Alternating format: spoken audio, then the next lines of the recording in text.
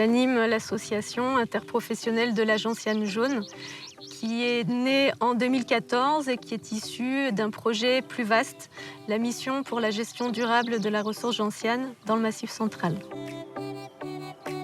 La gentiane, elle est essentiellement récoltée pour ses vertus apéritives et digestives, mais c'est aussi une plante qui a plein d'autres vertus. C'est une réelle plante médicinale et donc qui va intéresser de plus en plus l'industrie des compléments alimentaires, l'industrie de la cosmétique. En 2015, on a édité la première version du guide de bonnes pratiques de production. C'est un outil qui s'adresse à toutes les personnes, à tous les maillons de la filière. Depuis 2020, on travaille sur une marque collective gentiane durable et cette marque collective se base sur 3 grands principes. C'est la gestion de la ressource, l'équité sociale et la valorisation économique. Les indicateurs d'une gentiane prête à être exploitée, ça va être la taille de la touffe de gentiane, la forme des feuilles, un peu gaufrées, bien charnues, le fait que le plant est potentiellement fleuri, donc ça c'est un indicateur de l'âge de la racine. L'arracheur, traditionnellement dans le Massif central, travaille avec une fourche du diable.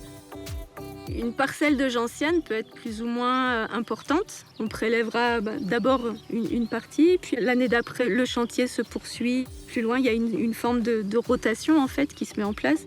Et de toute façon, on ne repassera pas là où l'arrachage a déjà eu lieu avant une vingtaine d'années. Sous la surface du sol, la gentiane déploie un système racinaire impressionnant, pouvant atteindre jusqu'à 7 kg. Les racines concentrent des molécules actives recherchées par les industries de la santé, comme les principes amers, par exemple le gentiopicroside, aux propriétés stimulantes de la digestion et de l'appétit.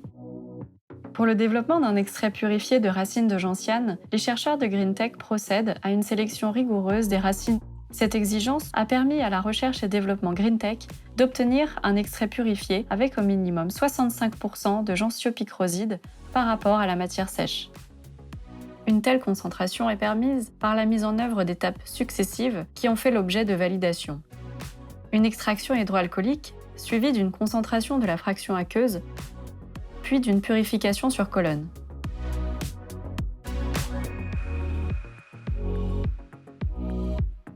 Une série d'évaluations sur cellules cutanées et sur explant de peau ont permis de révéler les activités biologiques de l'actif.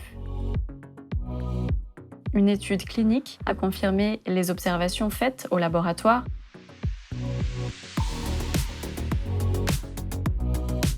La valorisation de la gentiane pour des applications en santé, telles que le soin de la peau, requiert ainsi une gestion raisonnée de la plante avec des pratiques de cueillette durables réalisées par les gentianaires.